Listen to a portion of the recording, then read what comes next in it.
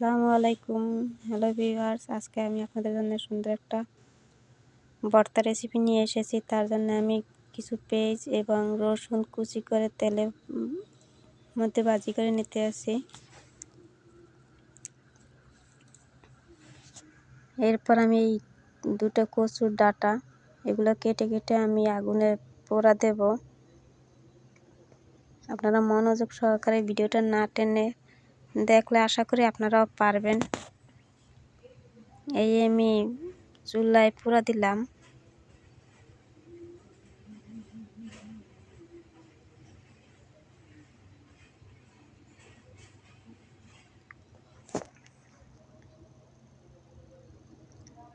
আমি আপনাদেরকে দেখাইতেছি যে পোড়া দিলে কী রকমের হয় ডাটাগুলো। এই যে দেখেন ডাটাগুলো কী রকমের দেখা যায়। এখন এগুলো কিভাবে ছিলে বের করে আমি সেটাও দেখাবো। ধৈর্য সহকারে আমার ভিডিওটা দেখবেন এবং না টেনে সম্পূর্ণ ভিডিওটা দেখবেন। আমার চ্যানেলে নতুন থাকলে অবশ্যই আমার চ্যানেলটা সাবস্ক্রাইব করবেন, লাইক কমেন্ট করবেন এবং শেয়ার করে দেবেন। যে আমি দুটো ডাটা ছোট ছোট করে কেটে আমি সম্পূর্ণ ডাটাগুলোই পুরো পুড়ে নিয়েছি। এই যে আমি দেখাইতেছি আপনাদের, এইভাবে উপরের আঁশটা পুড়ে যায় সেটা এভাবে ফালাইয়া দেয়। আমি আপনাদের সুবিধার্থে আরেকটা ছিলে দেখাবো।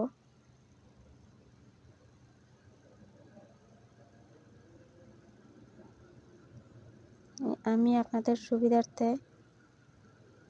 আরেকটা দেখাইতেছি। দেখেন এইভাবে ছিলে ছিলে উপরের আঁশটা কালো হয়ে যাওয়া আঁশটা ফালাইয়া দেয়। আসলে প্রথমে দেখতে যেরকমের মনে হয়, মানে ভক্তি হয় না, যদিও দেখতে খুব খারাপ লাগে, কিন্তু পরবর্তীতে খাইতে অনেক স্বাদ লাগে এবং উপরে আঁশটা ফালাইলে অনেক সুন্দর দেখা যায়। ওই রকমের খারাপ কিছুই দেখা যায় না।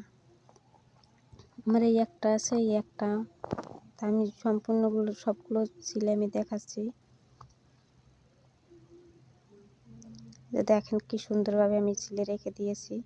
আমার হাতের অল্প অল্প কালি দেখা যায় যদিও। এই চিংড়ি মাছ রেখেছি, শুকনো মরিচ ভাজা রেখেছি, এটা আপনি তেলে ভাজি করেও রাখতে পারেন। এই রেখেছি হলুদ, রসুন আর পেঁয়াজ কুচি ভাজি আর লবণ।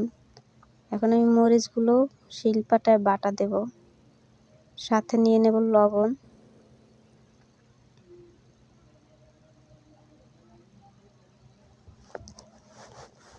আমি এক হাতে ভিডিও করে আরেক হাতে কাজ করি, এই কারণে আমি আপনাদেরকে বাটা দিয়ে দেখাইতে পারিনি।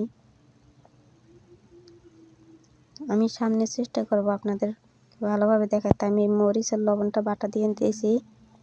এখন নিলাম আমি পেঁয়াজ আর রসুন, তেলের উপরে ভাজি করে নিয়েছি সেগুলো, এগুলো আমি সুন্দরভাবে বেটে নিলাম।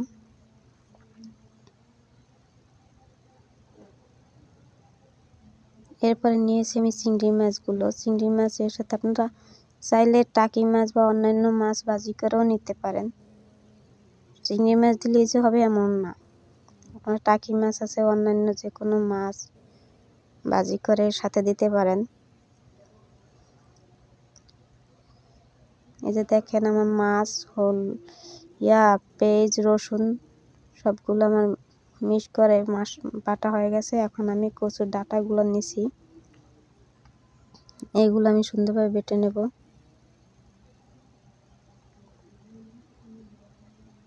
এই দেখেন বেটে নিয়েছি। এখন আমি এগুলো আপনাদেরকে একটু দেখাইতেছি। দেখেন আমার হাতে ভর্তাগুলো কত মিহি, বেশ সুন্দর মিশে গেছে।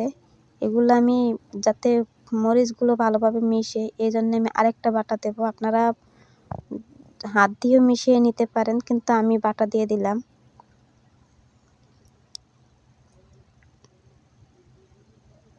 যে আমি একটা বাটা দিয়ে, এই যে দেখেন আমার ভর্তাটা কত সুন্দর হয়েছে। এ দিয়ে এরকমের যদি আপনারা ভর্তা বানান, আপনারা, আমি এতটুকু বলতে পারি যে আপনাদের ভর্তা দিয়ে, আমি এতটুকু বলতে পারি আপনারা এই ভর্তা দিয়ে সত্যি অনেকগুলো ভাত খেতে পারবেন। আমাকে কমেন্ট করে জানাবেন যদি কেউ বানায়। তাহলে আমাকে অবশ্যই কমেন্ট করে জানাবেন যে আমার ভর্তা রেসিপিটা কেমন হয়েছে। ধন্যবাদ সবাইকে, ভালো থাকবেন, সুস্থ থাকবেন।